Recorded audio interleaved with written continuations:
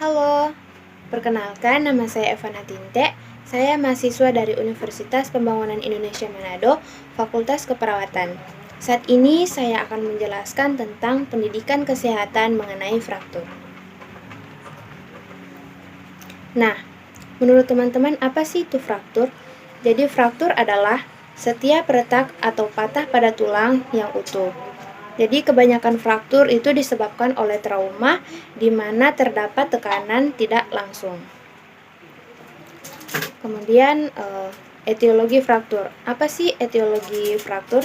Jadi fraktur itu disebabkan oleh trauma di mana terdapat tekanan yang berlebihan pada tulang yang biasanya diakibatkan secara langsung dan tidak langsung dan sering berhubungan dengan olahraga, pekerjaan, atau luka yang disebabkan oleh kendaraan bermotor.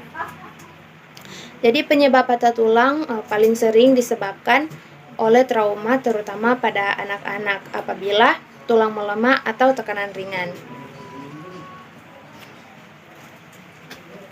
Adapun penyebab fraktur antara lain, yang pertama ada kekerasan langsung.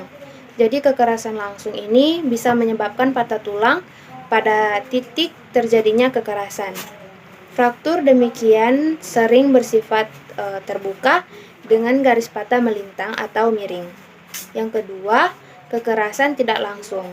Kekerasan tidak langsung menyebabkan patah tulang di tempat yang jauh dari tempat terjadinya kekerasan tersebut. Yang patah biasanya adalah bagian yang paling lemah dalam jalur hantaran vektor kekerasan.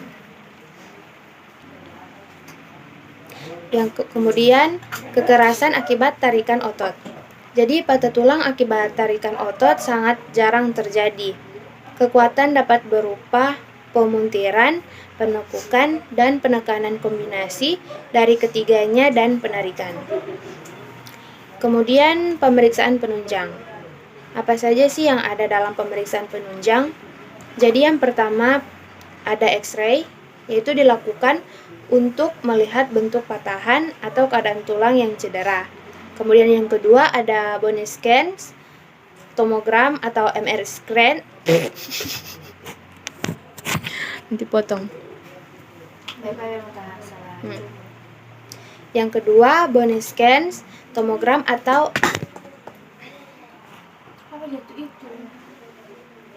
Yang kedua bone scan, tomogram atau MRI scan.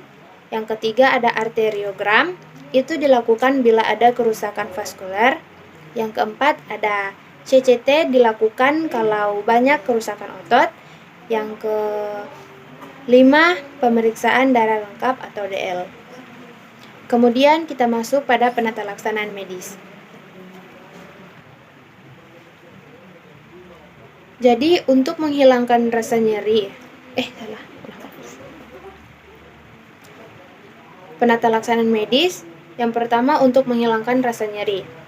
Jadi nyeri yang timbul pada fraktur bukan karena frakturnya sendiri, namun karena terluka jaringan di sekitar tulang yang patah tersebut.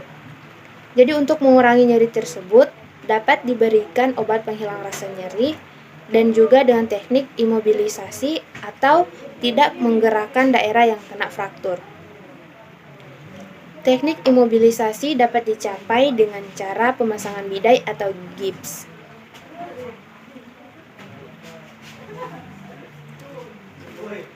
Apa sih itu pembidaian?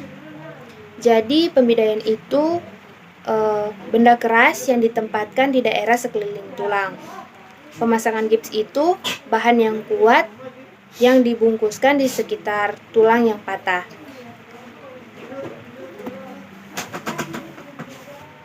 Jadi, gips yang ideal adalah yang membungkus tubuh sesuai dengan bentuk tubuh. Indikasi dilakukan pemasangan gips adalah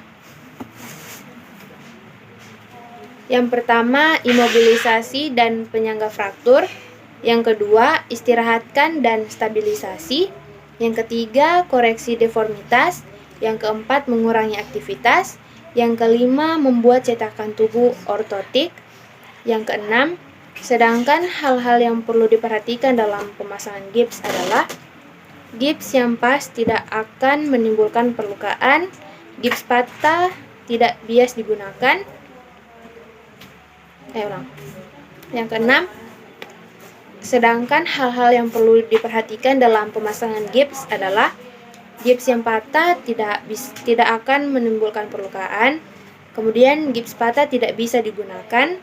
Gips yang terlalu kecil atau terlalu longgar sangat membahayakan klien. Jangan merusak atau menekan gips. Jangan pernah memasukkan benda asing ke dalam gips atau menggaruk. Jangan meletakkan gips lebih rendah dari tubuh terlalu lama.